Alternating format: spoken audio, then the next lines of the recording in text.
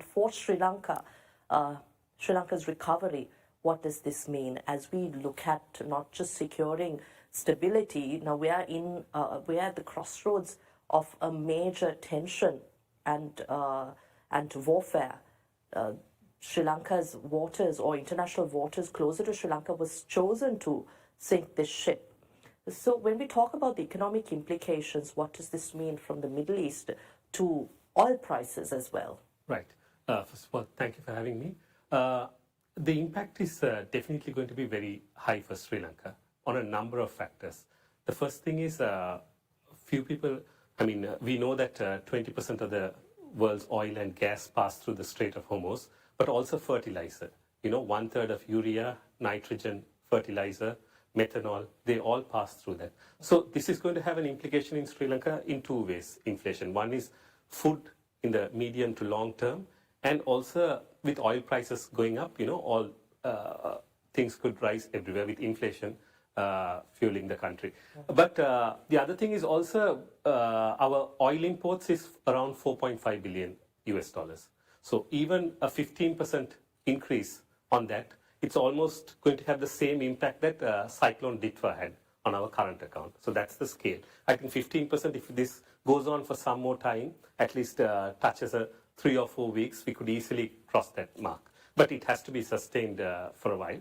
And right now, with the shipping costs higher, and later on, everyone taking this risk into considerations, I feel that prices could stay up. Not just oil prices, but shipping costs, insurance costs, all these. So Sri Lanka, unlike many other countries, we are in a bit of a situation.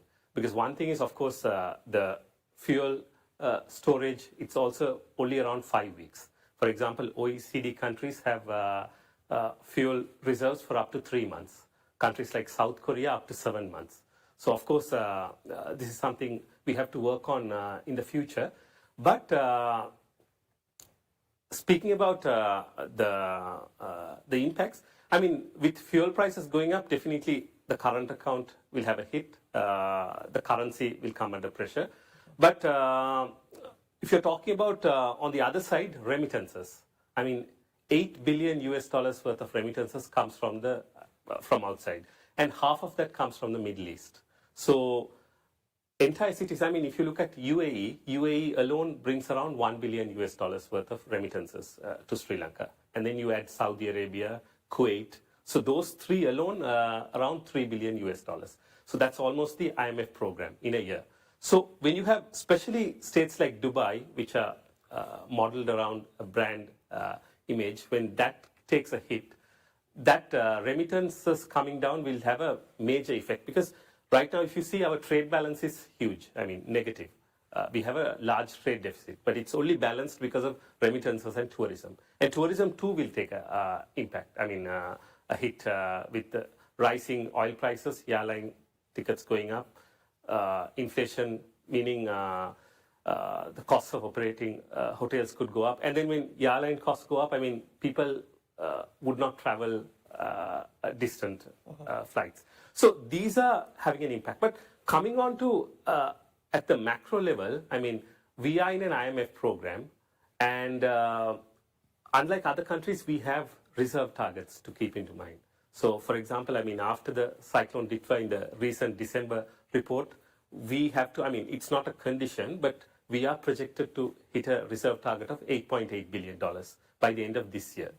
And around over $13 billion US by the end of 2027. So if you look at from January 27 to December 27, that 12 months, our reserves have to go up by $4.5 billion US.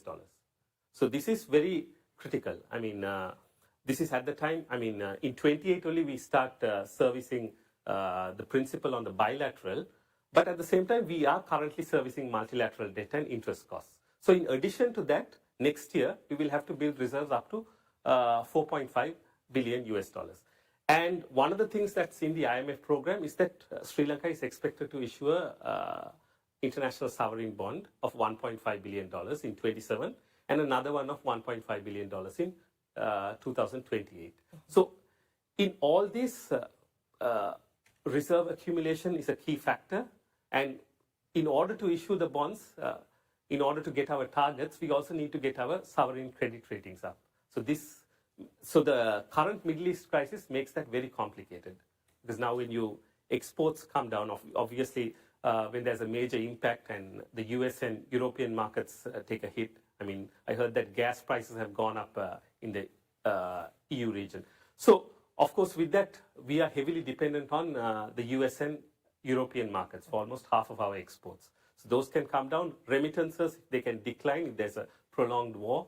Tourism taking a hit. And of course, oil, $4.5 billion, as I mentioned, even a 10 to 15% increase could have a detrimental effect. So other countries such as India, generally most of South Asia and East Asia would be impacted because most of the oil flows through there.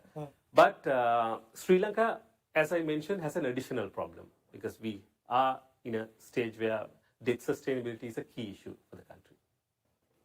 I think this is a grave situation, but